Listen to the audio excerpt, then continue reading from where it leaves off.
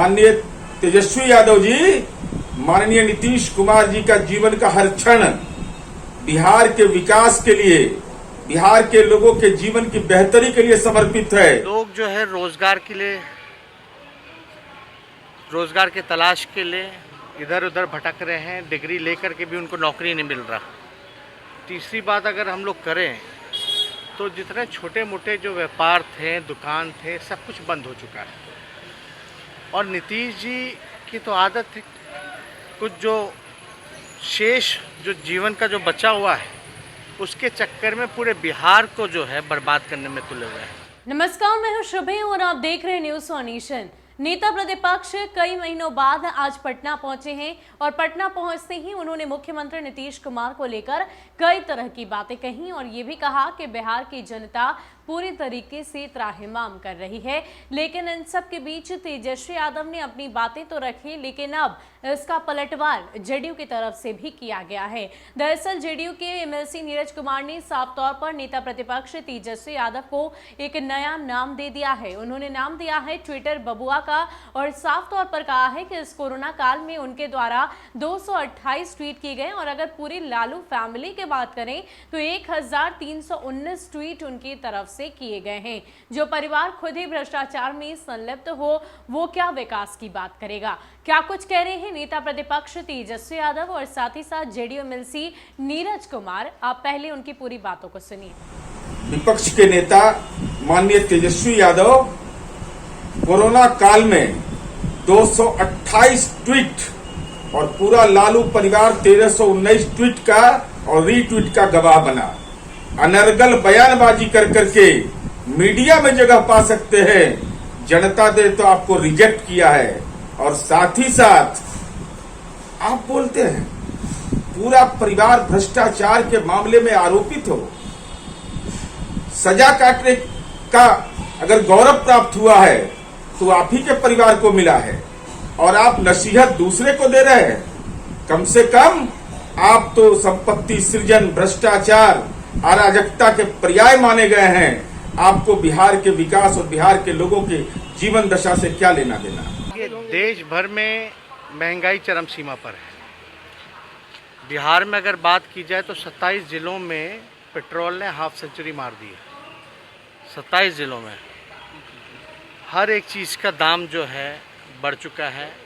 महंगाई पूरी तरीके से बिहार में, देश भर में लागू है। लोग जो है रोज़गार के लिए, रोज़गार के तलाश के लिए इधर उधर भटक रहे हैं। डिग्री लेकर के भी उनको नौकरी नहीं मिल रहा। तीसरी बात अगर हम लोग करें तो जितने छोटे मोटे जो व्यापार थे, दुकान थे, सब कुछ बंद हो चुका है। और नीतीश जी की तो आदत है, कुछ जो शेष जो जीवन का जो बचा हुआ है उसके चक्कर में पूरे बिहार को जो है बर्बाद करने में तुले हुए हैं। नीतीश कुमार जी का तो जोड़ तोड़ और तिगरमबाजी से ही वो मुख्यमंत्री बने हुए, ये हर कोई जानता है। अब क्या करते हैं, नहीं करते हैं। लोजपा के साथ भी जो हुआ, आप लोग सब लोग जान रहे हैं कि इसमें किसका गेम था, मास्टर प्लान किसने बनाया था।